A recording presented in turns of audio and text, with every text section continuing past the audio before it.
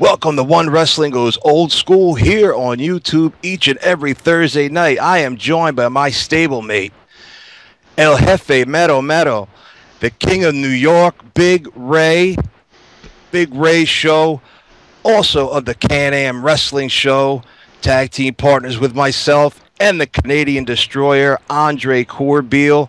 Each and every Saturday night you'll find that, and you will find us here every Thursday night as we talk old school. And I want to give a shout out to the wrestling guru, our leader, the legendary Bill Apter at Apter 1, and to our tag team partner who couldn't make it with us tonight, one Billy Ray Valentine, the king of the podcast at PW Podcast. So you'll find that on podbean.com or at iTunes. Got to ask you, Ray, my week was hellacious. A lot going on in my world. How was your week, my friend? Well, first and foremost, I just wanted to let the fans know if they wanted to follow us on Twitter, you can follow me at Big Ray Show. Follow us here at One Wrestling. Follow Bill Schuyler at You Got the Show. Of course, Billy Ray Valentine, our partner, not here today. You can follow him at Billy Ray Hustle. And, of course, like he said, the legend, the soon-to-be WWE Hall of Famer, cross my fingers, Mr. Bill Apter at Apter 1 Wrestling. Now, my week has been long. It's been tiresome. I've been working the overnights, and I don't know if you can see, I got bags under my eyes. Now, listen, really quickly, for all you fans, yesterday, basically, me and Bill recorded a show. And unfortunately, we weren't able to put it up because we had some type of technical difficulties. But there was a portion of the show that I'm actually going to cut and put into this show today. And basically, I got my hands on some of these old school WWF WrestleMania 3 Tops official trading cards. 26 years old. 26 years old. And basically, Bill, we opened it yesterday, and I didn't know that, you know, it actually had the gum inside. So did it age like a fine wine? Well, I guess you guys will tune in to the end of the program to see exactly what happened when I ate 26-year-old gum. Not very. But anyway, other than that, it's been a great week. Tough, great. My son's first day of school, depending on when you're watching this, guys, was this week. So it's his first year of first grade on the first day. So, big day. Big day. If you guys want to see pictures of me and my son, you know, you can also follow me on Instagram at Big Ray Show. But anyway, so, Mr. Schuyler. My friend, we are here. We're going to talk about one of the greatest events in our lifetime. It was a little event called the Monday Night Wars.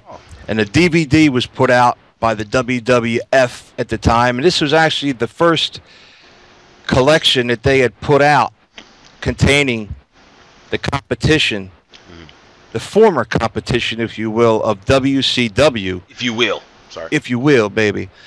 Talking in depth of the beginnings of WCW's transition from the NWA to WCW, and how suddenly, virtually overnight, Vince McMahon lost control of being the #1 promotion in the country to a young, brash upstart, a former AWA cameraman by the name of Eric Bischioff, who worked his way all the way from that small little gig in the AWA all the way up to sitting across the boardroom table with Ted Turner himself, billionaire Ted, and history was being made.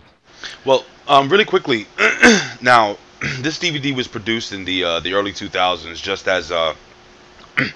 after WWE actually won the Monday Night Wars. When I don't know if you remember.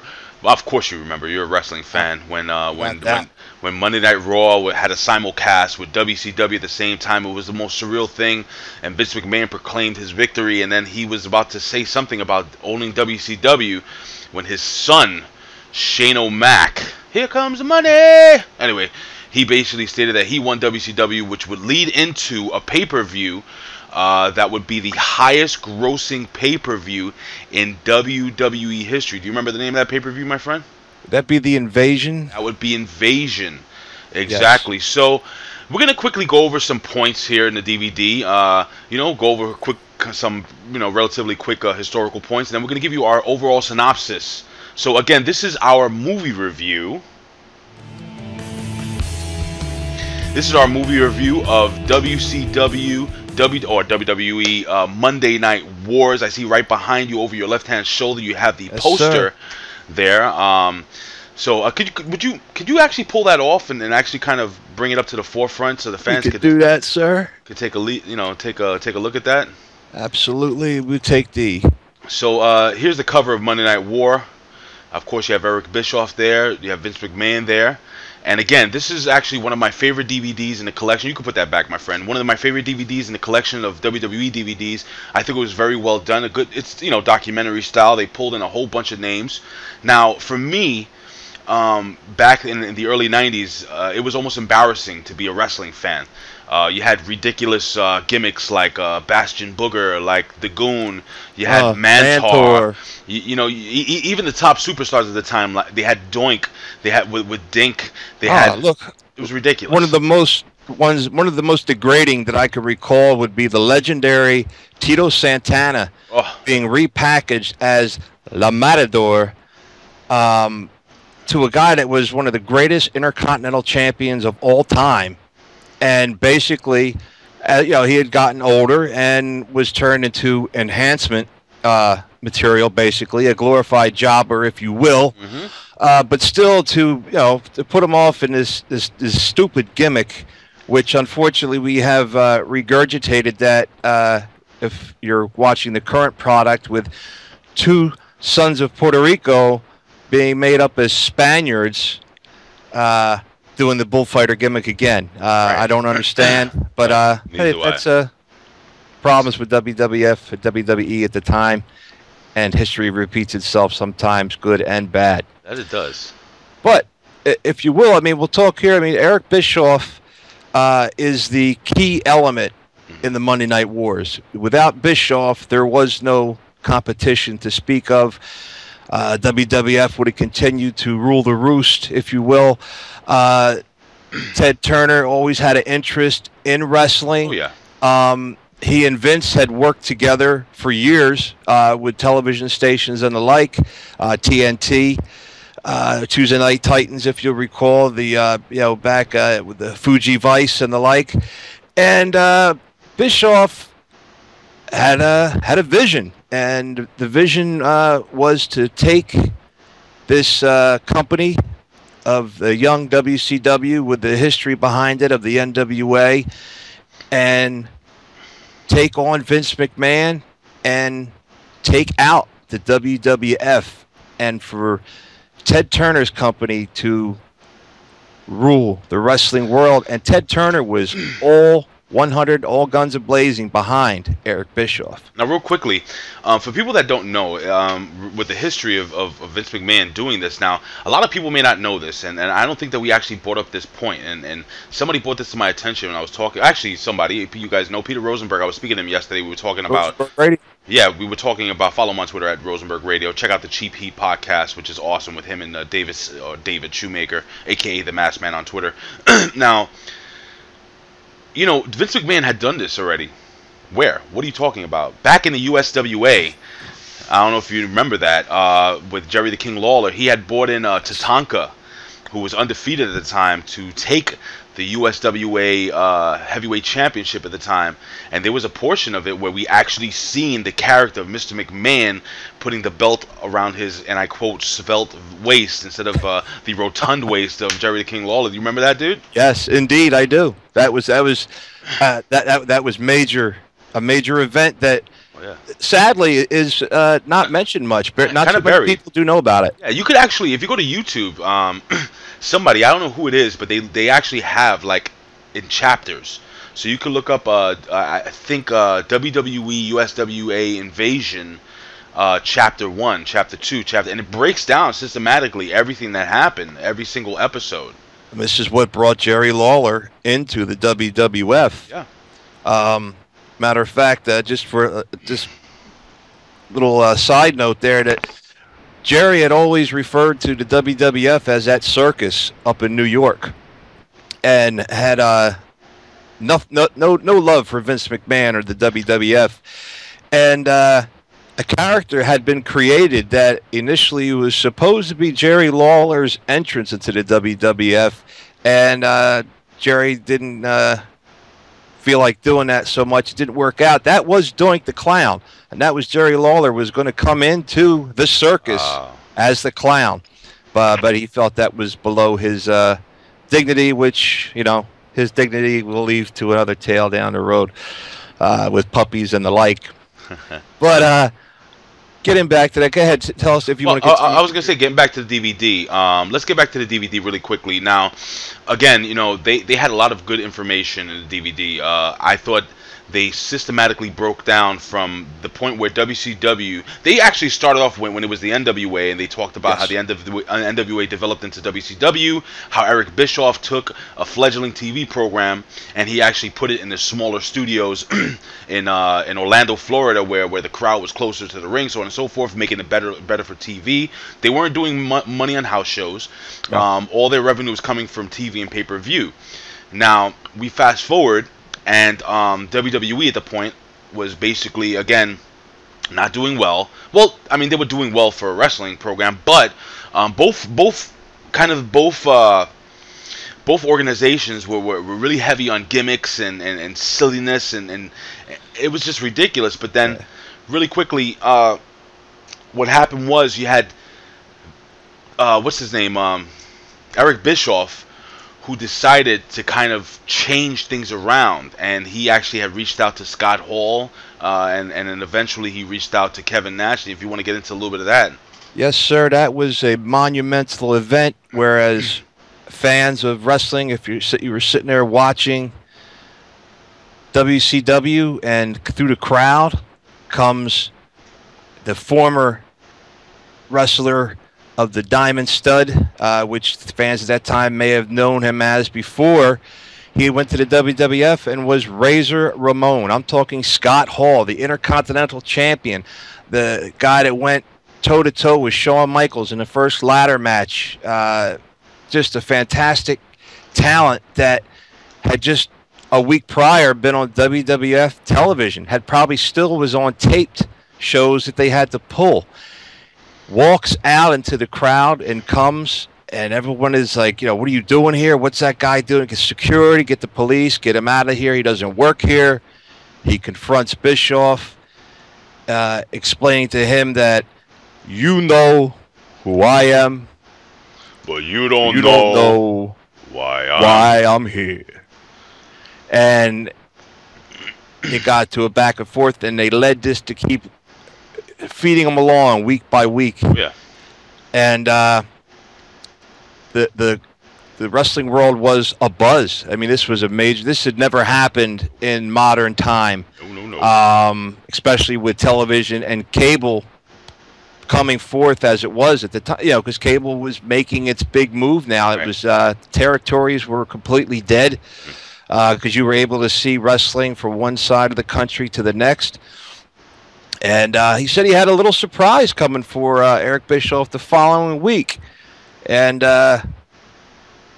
Eric wanted to know, well, who is it? Who is it? I'm here. And he's pointing at him, and Bischioff's like, I'm here. Who is it? Like that. And turns around. Big 7-foot-tall Kevin Nash is there, snatches that microphone out of his hand, gets at him and, you know, screaming, so this is where big boys play. Well, that's the key word is... That's the adjective. Play. The adjective? Yeah, play. Right. We're not here to play. And, So, time. Let me ask you a question. And I actually want to ask the fans here at 1WRESTLING.com, YouTube/1WRESTLING video. Please leave your comments here below. What the hell was going through your mind when... Now, for me, when I was watching this, I couldn't wrap my head. There was no internet. There were no insiders. That kayfabe wall had not been broken down yet, really. So I remember me saying to myself, like, what the hell? Like, first it started off with Lex Luger walking in after I think was it the very next day? Yeah, he was up in Halifax, Yeah. Scotia. Yeah. And then the next, he's walking out in the Mall of America, and boom, and that was the first score that Bischioff had got. Sting talked him into it because he didn't like Luger from the past. Right. But he said, you know what? The contract's open. The guy, Luger had a monumental push with the Lex Express. It didn't work out for him being the next Hulk Hogan, but regardless, he was a big name. Huge. And to have a guy that was on WWF TV just the week prior, and bang, Bananas. you got walking out on your first show of Monday Nitro, which, getting to that, was one of the key points, that there was no Monday night WCW product. No. That was in a boardroom meeting with Turner, and he basically asked Eric Bischioff, Eric, what do we got to do to kick Vince McMahon in the butt and take this over? Right. And he just figured he was going to say no, and he said, well, I need 2 hours of prime time.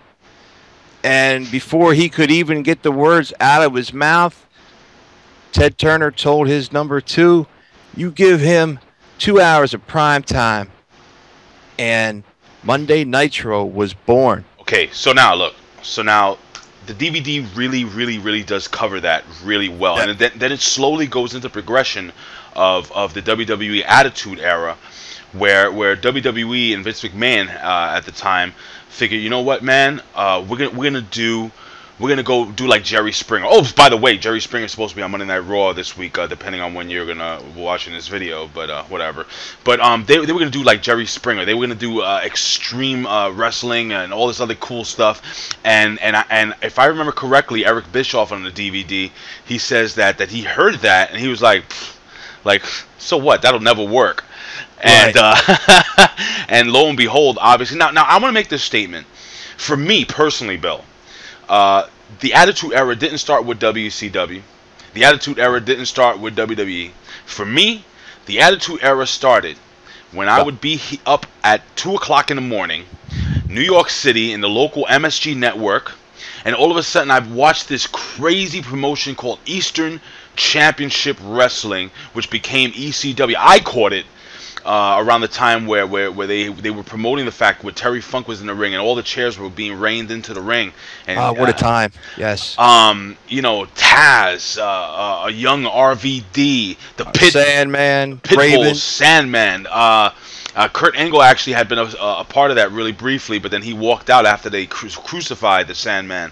Yes. And that led to Kurt Angle coming to WWE, who was a huge part of WWE's Attitude Era, if people remember.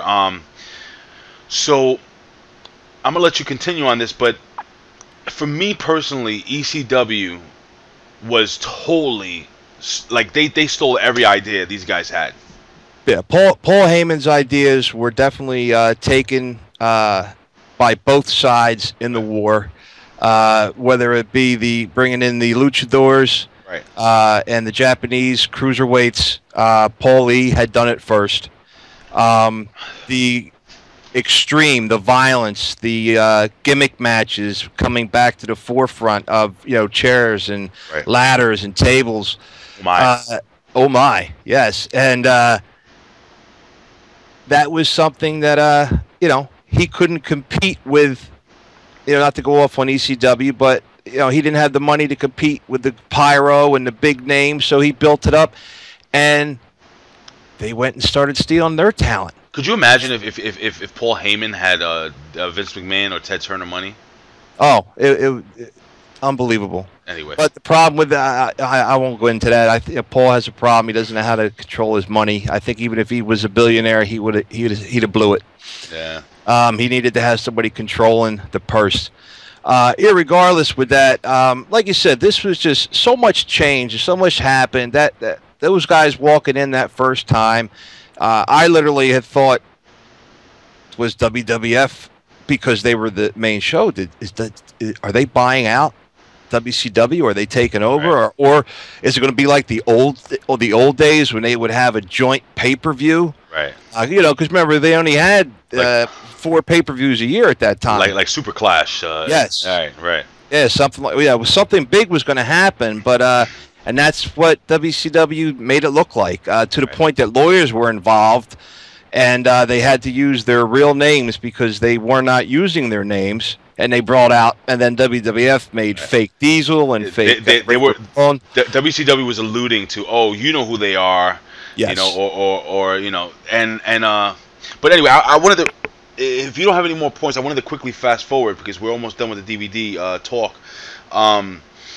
We fast forward now. We go through the Attitude Era. Now again, we talked about ECW having a huge part, and this DVD covers basically everything here. Now, towards the end, now the Attitude Era is in full effect. Mick Foley, I don't know if you remember that. Mick Foley was challenging for the WWF Championship at the time, and this is when Tony Schiavone, Bill. Yep, Tony Schiavone. One thing that Bischioff had also done is he had starting the shows early, right, at 7:57. So they would get a lead off, and he would give the results of the taped show of Raw, and it worked for a long time. It comes across there, I believe it was the 10 o'clock hour, and Schiavone's running, and this is going to happen. Oh, yeah, and by the way, the guy used to work here, Cactus Jack. He wins the title. Whoopee. He never put any asses in seats. Right. And the entire nation turned the channel. Click. So that's old school television, by the way. I have the dial. So, actually, we were pushing buttons by that time. But the channel turned, and everybody watched WWF and watched Mick Foley become champion. And that was something Mick talks about that in there, about how he was hurt by the way his former employer had talked badly about him, basically, that he was, a scrub, a nobody, to make it. And thing is, the fans did turn back to Nitro, but that was the crumbling in the wall, and fans started tuning in, and the heat really started going full burn in the WWF, and they went out of control with the sex and the violence. And well, here's the thing also, and I sincerely feel that WCW had a chance of actually obviously winning the wars, but they never developed any talent. They had all this talent. They had Rey Mysterio, they had Eddie Guerrero, Dean Malenko, Chris Jericho, who came in during that SmackDown. Conan, Saturn, Malenko. Yeah, all these young guys that were super talented, and they basically made their way over to WWE. They were stuck in card hell. Right, and I thought that was the real turning point of the Monday Night Wars, when basically I think Chris Jericho was a huge, and don't forget Chris Jericho and the Radicals. And the Radicals, yes. That was huge. That was a big deal. When they walked out and they had tickets and they were put right there in the front row. That was like, wow, I remember it as a fan. That blew my mind. I was like, these were my favorite wrestlers that they weren't using. Also, don't forget Rey Mysterio. Another one that would eventually make his way over, and that was the Radicals was a huge giant deal. Chris Jericho coming out as Y2J. They had that playing up piece. The Savior's coming. Don't forget about the Giant. Oh yes, huge. All White came in. That was a major acquisition by the WWF. Think about all the talent. See what they did was they kind of nudged aside the young, talented kids that were coming up, and they were giving all the money. And listen, it's not their fault. Kevin Nash and Scott Hall and Hulk Hogan, they did what was, I guess, what they call now best for business for them. Really, for them personally, and they focused all their money. But then it was weird because you had those guys running it. Then the guys like Ric Flair and Arn Anderson were also kind of nudged to the side.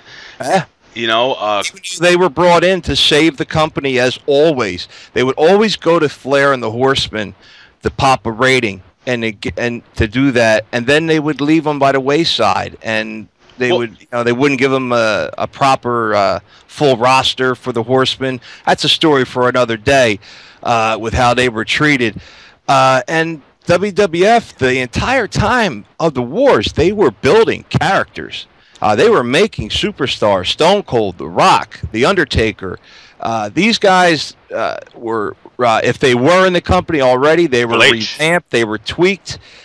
Triple H, Shawn Michaels, DX. Who could forget the invasion of Atlanta? I was going to tell you, even the mid-carders during that time, like Goldberg, Goldust, D'Lo Brown. You can go on and on with all the really, really good, great matches, actually. Not good matches, great matches. The mid-carders. It was all the factions, Nation of Domination, the Biker Club. There was just so many of them. DOA, the Disciples of the Apocalypse. Yes. DOA. Oh, don't forget Los Boricuas. Los Boricuas, yes. And then you had the Mexicools. Oh my God. There was there was something for everyone, and I was a huge WCW guy, and because I was an NWA guy, and I didn't give the full attention to WWF that I did, so I missed a lot of it because I was staunchly watching my product. And when you look back on it now, and with the network for only $9.99, you're able to see things that either A, you forgot about, or maybe you didn't see it. Or same way, if you were not a WCW fan and you were a diehard WWF guys, they talk about that now. They're like, wow, they had a lot of talent. They put on a lot of good shows. And it's just something that's amazing. And this Monday Night War DVD really was a turning point in their DVD collections as well, because it kind of had switched from the old Coleseum the videos that were very kayfabe. Old, kayfabe completely, and just didn't have that spunk to it. And this one popped, and it really did. And from that point on, they went out of their way to put excellent DVDs out. Something that WCW also failed to do is not concentrate on media. They did not do. And that's one of the things that caused them to lose the war as well. Well, now, so basically, overall, I think this DVD is definitely one of the best DVDs. They have a lot of extras, a lot of great matches there. I would definitely recommend that you buy the DVD or download it or anything. Again, one of my favorite, I think it's one of my top 5 DVDs. The new Paul Heyman DVD is now either my number 1 or number 2, along with other DVDs WWE has come out with. I love the Rise and Fall of WCW. That's a pretty good one too. Yes. Which is and also the Heroes of World Class was another one that I loved a lot. But anyway, now we're gonna move on to our next segment, which is which we call the main event. Now, speaking about saviors, now we were talking about saviors of WCW. Now, of course, one guy that we left out was the icon Sting. Dropping from the rafters with the bat in his hand. And of course, right now WWE 2K14 or 2K15. 15. Yeah, I got my copy actually for the PlayStation 4. That thing is coming. It's October 28th, if I'm correct. I'm not really sure. I reserved the Hulkamania edition of this, so I get like a Hulkamania bobblehead, and then I don't know what the hell else. I could probably get Hulk Hogan come to my door and punch me in the face. I don't know. But speaking about saviors, and again, I'm sad that we didn't really talk about Sting much, because Sting had a huge part in WCW. You want to say something? Well, yeah, the thing with Sting was Sting had grown sick and tired, kayfabe-wise, of how the company was catering to this invasion of WWF talent. Literally almost speaking for the guys in the back who were not getting their fair share. And Sting disappeared. And the short, blonde-haired, type of yell with the little stingers and the more cartoony gimmick, he disappeared. And then he started to appear in the rafters, as you say, with the crow gimmick, right? With the new face paint and the baseball bat, and he went to war against the NWO, a one-man war for a long time. And Sting did a lot, and we're going to hear, and people and fans are going to learn a lot about Sting now with him actually finally coming to WWE.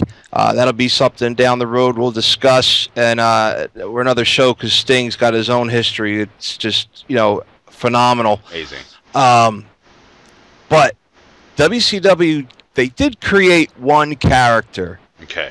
There was one guy that they built from scratch, and he was a former Atlanta Falcon. One Bill Goldberg. Oh my God, that was great music, by the way. Kicking, beating in the door in the dressing room, being let out, flanked by security, being rushed through, looking like kind of similar to it was MMA. Which was new at the time as well, plus a little bit of professional boxing thrown in for the mix of how they would be brought with the entourage to the ring.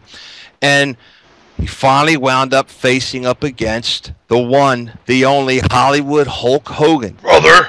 Sorry. And this time he was at, I believe it was 172, 174, 173, I think 173. Undefeated. Now, granted, a lot of the guys were not, number one tiered wrestlers.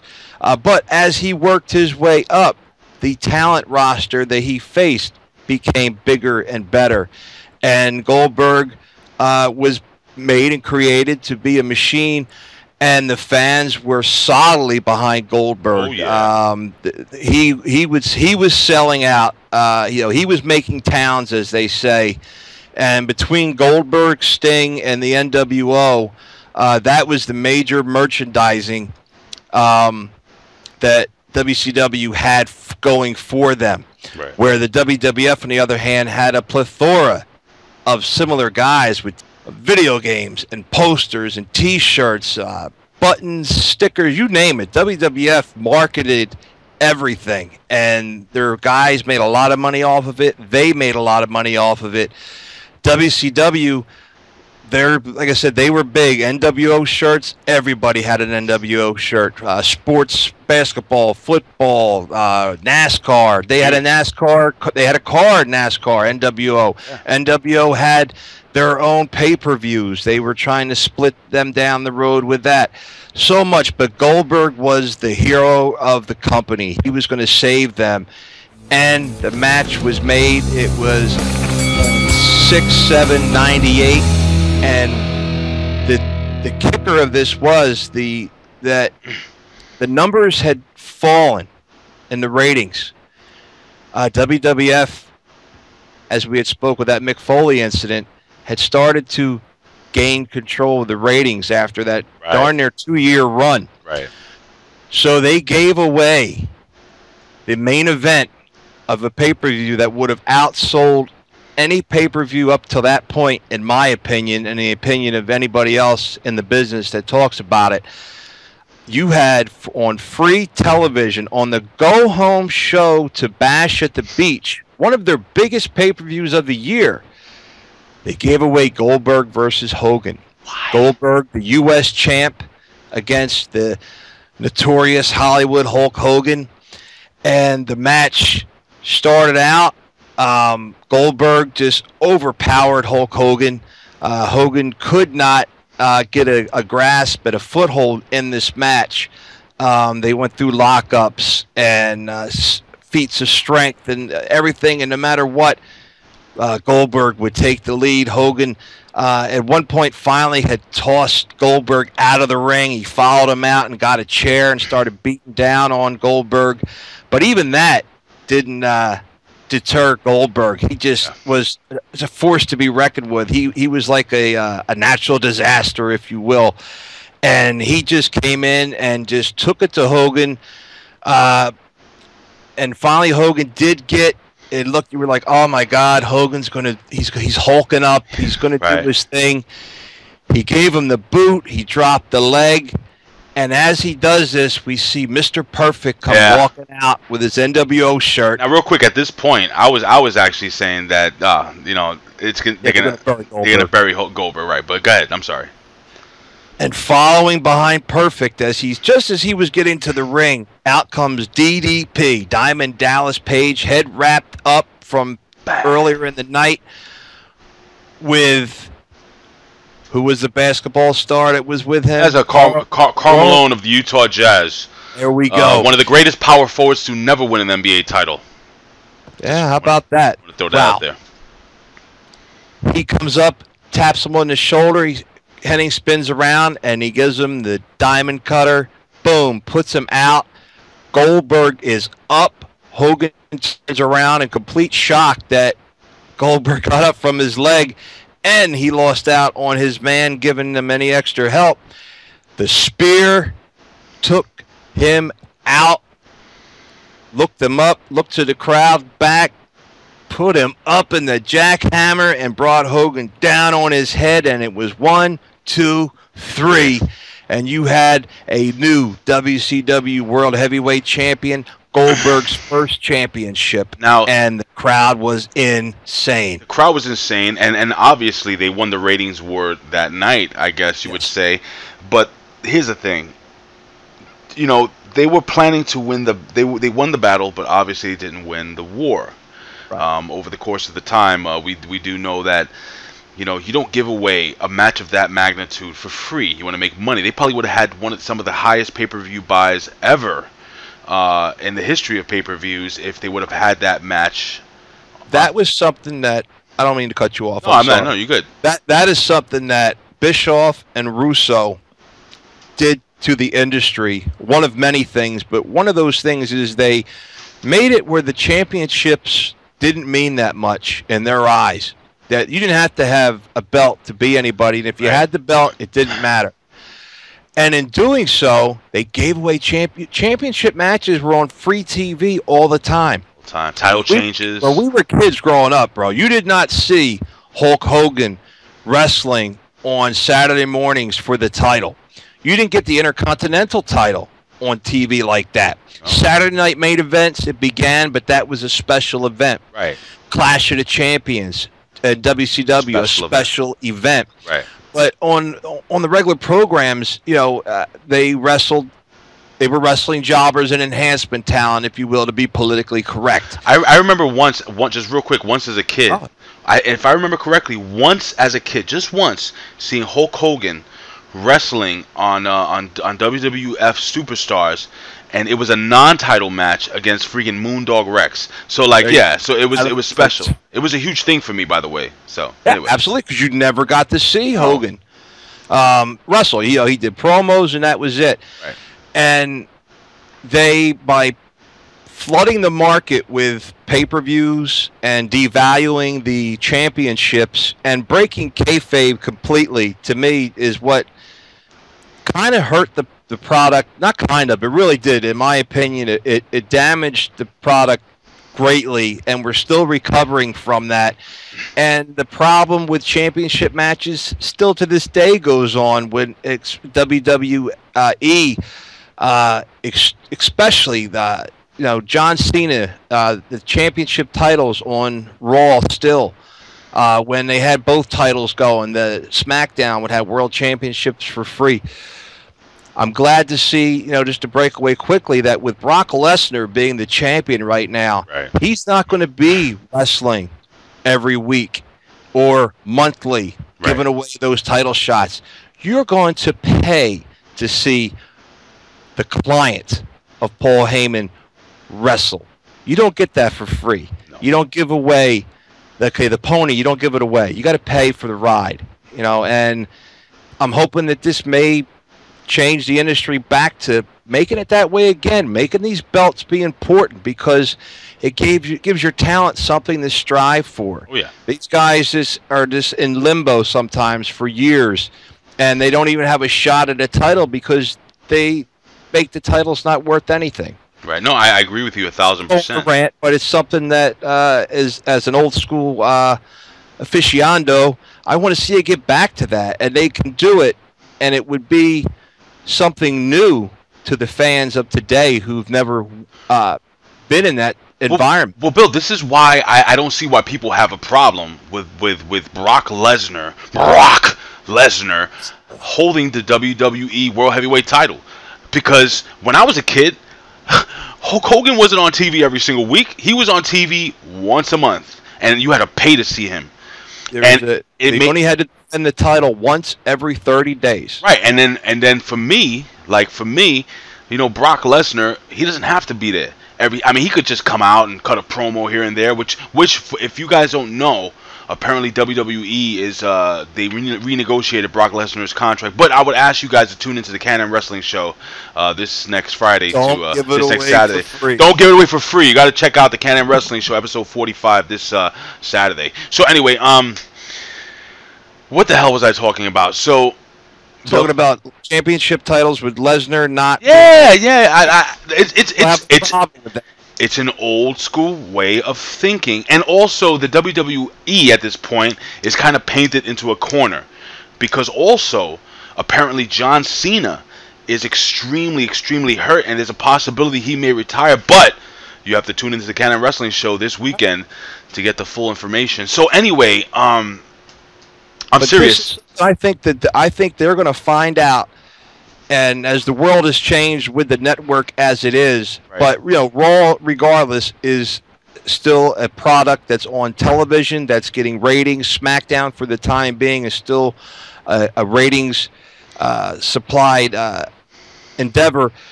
By having these titles, and if it's already happened now, they started making that Intercontinental title. All of a sudden, with Ziggler having it now, it's a big deal. The IC title is important again.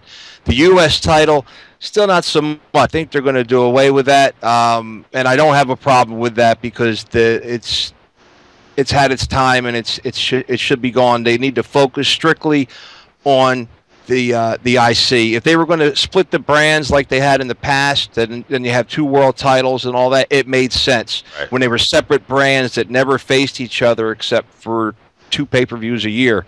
But they're not going that direction, and that's fine. I want one champion, and then go back to the top 10s, guys that you had to be in the running to even get a shot at the title. They get, guys just walk up and get title shots like it was nothing. They walk right in the door and they get a title shot. I got to tell you something, Bill.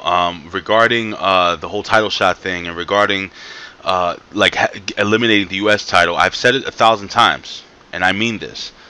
If you're gonna do anything, if WWE is gonna do anything to get the product better, number one, you just have one world title. You have one Intercontinental title like it was before. You have one set of tag team champions, which they have now. And in my opinion, bring back the Cruiserweight title. Have without a doubt. Bring back the Cruiserweight title. Have the smaller guys and the quicker guys, the more exciting guys. Have them open up the shows again. It's fun. It's great to watch. And I mean, they decimated that title. Oh my God! By putting it on freaking Hornswoggle. Yes. And which basically he was the last Cruiserweight champion. It's going to go down in history. The last WWE Cruiserweight champion. Just turns your stomach. But I will tell you, good news for that, which is something that those who would know, is Triple H and Stephanie McMahon, who are eventually going to actually really run the helm when one day Vince will completely step down. Vince is the man that will not push the Cruiserweight division. Stephanie and Triple H have been trying to get a Cruiserweight television show, a 1-hour show that they were trying to do for the network before it was a network, when it was going to be a cable channel. They were signing all the cruiser talents around the world that they could. They want to have that Cruiserweight. They want to have that, and now the idea is to have that be alongside of NXT, and you'll have Monday Night Raw, SmackDown on Thursday nights, Wednesday nights, probably, I guess NXT is going to, I'm not sure, and then you throw that Cruiserweight one in for a Friday night or a Saturday night, or bring it back to Saturday mornings. It doesn't make a difference, but you put Cruiserweights on, which, old school cruiserweights, luchadors, and Japanese superstars back in the day put on the best matches of the absolutely of a pay-per-view. They would always open up that show. That is a story, like you say, for another day. We've got less than 5 minutes left. I want to actually jump into our final segment, Bill, if you don't mind. Let's go. It is the Dream Match. Remember that old Wayne's World thing where they said, I can't read. that shows our age. But all right, so here's the deal. Here's the dream match, and we're both going to quickly book the match and give you the end, and we want to know what you guys think. If you guys have any opinions on dream matches, please let us know. Now, this is a match that definitely has never happened, and I don't know if it ever will. We have Rey Mysterio, WCW Rey Mysterio. We're talking about the Filthy Animals, and Juventud Guerrera, Juvi, the juice is loose, and we're going to pair them against a modern tag team. What in the hell is a Juvi? Juvi. And the modern tag team is the Motor City Machine Guns, Alex Shelley and Chris Sabin. Hail Sabin. So, my friend, how would you go about booking this match? Who goes over? Who wins? This is for the Universal Tag Team Championship of the World. It's going to be held in the Staples Center, Los Angeles, California, WrestleMania 600. There we go. We're going to have a singles match as far as not a tornado match. It's going to be a traditional tag team match. But because of the importance of this, just can't do it that way. I think this needs to be everybody involved. I think we need some ladders. I think we need some tables. Okay. I think we need some chairs. And I think we need to go for the gusto and have those brand new Cruiserweight World titles hanging up over top of the ring. Okay. For one of these teams to be the first holders of. And evenly matched up these guys are in, Juvi is 5'9", 170 pounds. Ray, 5'6", 155. Chris Sabin, 5'10", 200. And Shelley was 5'10", and 215. A little bit of weight difference, not by much. Juvi and Ray were not just partners in the Filthy Animals, but they had been enemies for years. Yes, starting way back in Mexico, through ECW into WCW, and the Motor City Machine Guns, Alex Shelley and Chris Sabin, were a solid, old school Rock and Roll Express kind of tag team. Them guys were made for it. They wrestled together always. If it was a singles match, the other guy was there in his corner. They were the typical face for a new generation of that type of tag team superstars. Right. And I'm a big fan of the Motor City Machine Guns, and I'm a huge fan of these luchadors. And this would be a catch can, bar the door, Katie, don't let him in, slobber knocker, stomp at a mud hole, all that good JR type of things. And we have guys flying all over the ring. I mean, you're talking guys that are doing 450 splashes, pump handles, just Hurricane Ranas. Hurricane Ranas, Enzugoris. 450 splashes. Geez, these guys, the Yakuza kicks in the corner. I would see that these guys would be racing back and forth. Once the ladder would go up, two guys would, boom, they're going up. They're duking it out at the top of the thing. The guys are down on the bottom, and they're fighting. Guys are going through tables. Chairs are being bashed over heads. Ladders being tilted over. And then I think a little bit of breakdown may occur between one of the tag teams. I think a little bit of controversy between Juvi and Ray. I could actually see like towards the end of the match where you have Juventud Guerrero who's trying to Irish whip one of the two wolves one of the two machine guns into. I see him whipping him into the ropes as Rey Mysterio is doing the 619. But what happens is I actually see one of the Motor City Machine Guns. Let's just say reverse it and throw Hoovy into Rey Mysterio, and then he gets hit with the 619. Face. Right, but then as one of the machine guns goes for the pin, Rey Mysterio obviously breaks it up. He gets on the top rope, and you know he does the leg drop off the springboard leg drop. So then he gets Hoovy up, and I see Hoovy basically like looking at him like, you know, like he's like, what the hell, you know? And they start arguing, and the Wolves are kind of like looking at each other like, you know, what's the guns are like, they're taking advantage. Because why keep saying the Wolves? The guns keep looking at each other. I have the Wolves on my mind. Okay. The guns keep looking at each other like these guys are arguing, and they take advantage. And I see them like giving them a double drop kick, and both guys falling outside the ring. And I basically see Juventud Guerrero take Rey Mysterio like out of anger and frustration and throw him into the steps, give him one of these, and just walk out, leaving Rey Mysterio alone. Yep, leaving Rey Mysterio alone for the inevitable double team finisher for the Motor City Machine Guns, and I think the Motor City Machine Guns are over. What do you think? I definitely could see that happening. That sounds like a perfect ending to that match. Yep. Future Shock putting Ray out for the count, yep, and having both machine guns both climb up as the consummate faces, both grabbing hold of their titles and taking them down and becoming the new cruiserweight champions of the world. Absolutely. Well, ladies and gentlemen, we are just about out of time, Bill Schuyler. Again, it was another fun episode of One Wrestling Goes Old School. You have anything to say to the fans, sir? I just want the fans to keep it old school, take advantage of it, look back at the past and see how it was years ago, and just learn from the masters and see what they're not doing today.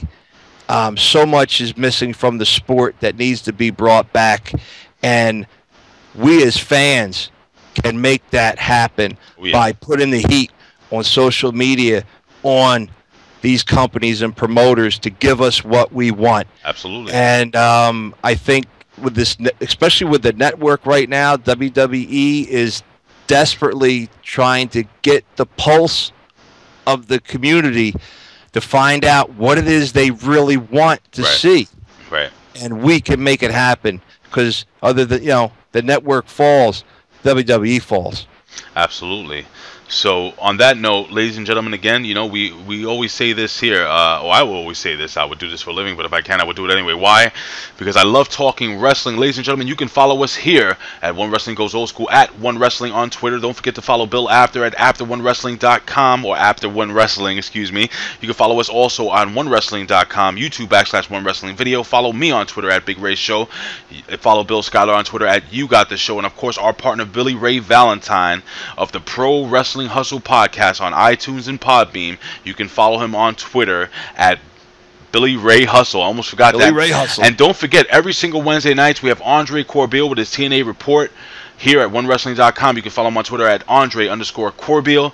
Again, ladies and gentlemen, don't forget Rob Kimball brand, SonsOfWrestling.com. You can find Can-Am Wrestling t-shirts. You can find One Wrestling Goes Old School t-shirts. And what I'm going to do, I'm actually going to put up the commercial at the end of the clip of me almost throwing up on myself after opening the WWF vintage cards. So guys, 26 years in the making. 26 years in the making, and you'll be interested to see my reaction.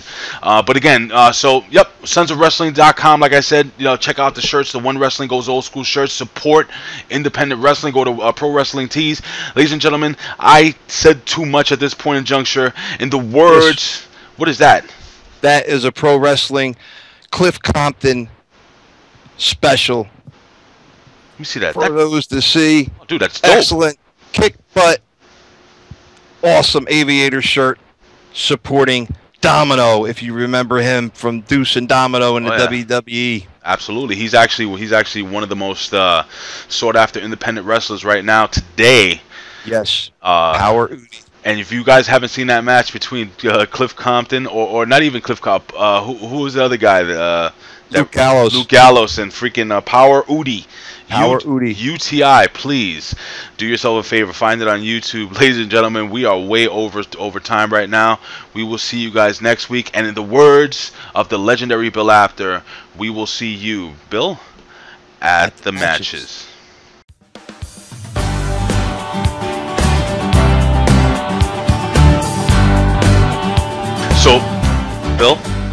Can we say that this match is booked? This match is booked. Can I open my cards? You could open the cards, sir. So here we go. All right, I've been waiting for this for a couple of days. This is an unsanctioned. So One Wrestling Old School. So I'm gonna try to get real close. Eating event. I'm gonna try to get real close here so you can really see. So this is the packaging. We're gonna kind of do like I guess what they call as an unboxing. The original WWF box. What is it? WWF block logo. Yep. It's and it's a Topps It's card. an official Topps card, and that's I guess that's Hulk Hogan. That's Hulk Hogan, I brother. don't know why he's going like this. Hulk Hogan's more like this. Yeah. I don't know what the hell that is. What that's about. But here you have the official WrestleMania 3 patent logo there, and of course, what does it say back here? You got one sticker, one piece of it says gum. 9 picture cards, 1 sticker, and 1 stick of bubble gum. Now, I'm going to tell you, now you're going to open this and find out that if, as an unopened pack, that's probably worth $12 million. Yeah, right. But that's beyond the point. It is what it is. All right, so here we go. So I'm opening the first pack. I got 2 of these packs. You see, I'm opening it here for the very first time. That actually opened really easy. I didn't have to do much. And as we open this, the glue's 26 years old. Holy crap! Look, this is the gum. Yeah. This is the gum. You could Jimmy a lock with that.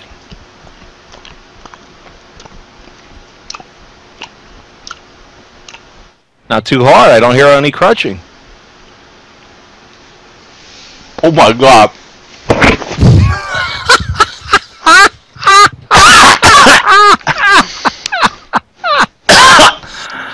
Oh, ladies and gentlemen, do I have to call 911? We all right? Hold on.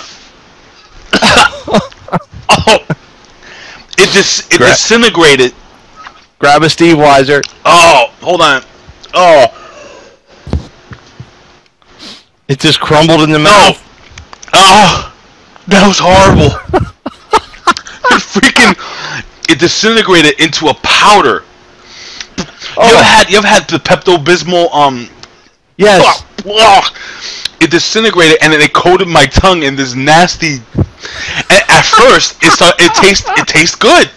I was like, oh god. That's what she said. Shut up. God, that is horrible. All right, so let's take a look at what. Open up the second pack. I bet that gum doesn't taste that way. Shut up. I'm not gonna do that. All right, so no, I'm gonna open up the second one. Oh god, that's horrible. All right, so now, all right, here. Let's see who we got here. What great cards and stickers did we get? Okay, so this is interesting. So, okay, so we have B. Brian Blair or whoever the hell that was. It's a flying body press. All right. We have Andre the Giant Slammed by Hulk Hogan. Ooh. Which is a good card. And in the back, second time he did that. In the back, if you see here, it has like a breakdown of what happened and so on and so forth. False propaganda on the back of the card. Oh, dude. Ricky the Dragon Steamboat. Oh, that's a keeper there. This says showing off. We got Bret the Hitman Hart. I don't know if you guys can see that. Can you see that pretty clearly? Nice. All right, let's see. Hooking the leg. Who is this? This is a natural Butch Reed. One of my favorite wrestlers of all time. Good jobber, and wow, we have the lovely, the beautiful Miss Elizabeth. Oh. Now this. Her eyes on Randy. This is an interesting one here. Good. That face. All right, I guess this is like kind of a fun. Remember this guy? Is that Killer Khan? That's Who is Killer that? Khan. Yeah. What it says there? Can you read that? It says good. Good. That face scare opponent silly. Racist. And then we have we have Kamala. We have Kamala here. Look what it says there. Oh. No legs. No Kamala. Him not dinner. Wow. And the last one is loser. Oh, the loser must bow match. Do you remember this? To the king, Harley Race. Right, so that's pack number 1. So that's pretty cool, but I don't see a sticker in here, man. It said sticker on the front, right? Freaking sticker. Freaking false advertising. WWF. All right, so here's the second pack, and I'm not eating this freaking cum. It'd be awesome if you could have got some ice cream bars from 26 years ago. They would still be good, I think, in the freezer. I think so. All right, so okay, so here's that. Did you hear that? Yeah. That was the gum. I'm telling you, that one's a good one, bro. Yeah, my ass. All right, this one, the gum is actually stuck to the back of this card. All right, so here we go. All right, so let's see. Action, reaction. Yeah, no stickers, man. Oh, that's What the blatant hell? false advertising. Oh, this is a good one here. Is there a phone number on there for the? Ooh, that is good. American made. That's a good picture. Hogan there. Did Bill Apter take that? Probably. And we got Elizabeth again. Ah, you got a double. That's always good for a we trade. got this. All right, so we got a couple of doubles here. So we got the whole Killer Khan, the same thing that we saw before. Ah, all the racial ones. All the racial okay. ones. And this is interesting. So basically, the back of the card looks like this. This is the back of the card, right? That's the sticker, bro. Is this the sticker? That's your sticker. Oh, it is. Right. So I actually got a sticker, and in the back, if you can see, this is like the turnbuckle. I guess. You can make a poster. You can make a poster, which is pretty cool, man. You know, it's actually bringing this back to me, dude. Yeah, remember that? Because that's how all the bubblegum cards are like So that. I got me a honky tonk stick. Oh, this is great. So this is again Ricky Steamboat putting Randy Savage in that choke. Man, two great ones from that match. That's awesome. Great ones. And again, the stupid flying body press. Again, another Andre the Giant body slam, and another double with the. So pretty cool. I got some pretty cool cards, man. Dude, it actually brought it back for me a little bit, man. And I literally feel like I'm gonna throw up. I told you should have ate the second one. That would have made up for it. Yeah, made up for it. Would have put me in a grave. Then who's gonna feed my kid? Oh yeah, maybe his mom. Maybe. Anyway, so I'm done. So I guess that was this week's One Wrestling Goes Old School. This week's show. It ended. Thankfully, Ray's not getting his stomach pumped tonight so far. I think I swallowed some of that gum, dude. It's like that astronaut ice cream. No, it's not. That probably tastes freaking better. That was horrible, dude. Anyway, so why don't you give out We do anything on this show for ratings. Yeah. I mean, satisfying the fans. satisfying the fans. Can-Am Wrestling show shirts. Oh yeah. Sons of Wrestling shirts. Oh yeah. Get yours now. They're hot, they're ready to rock, and you're going to support pro wrestling by rocking these tees. Peace.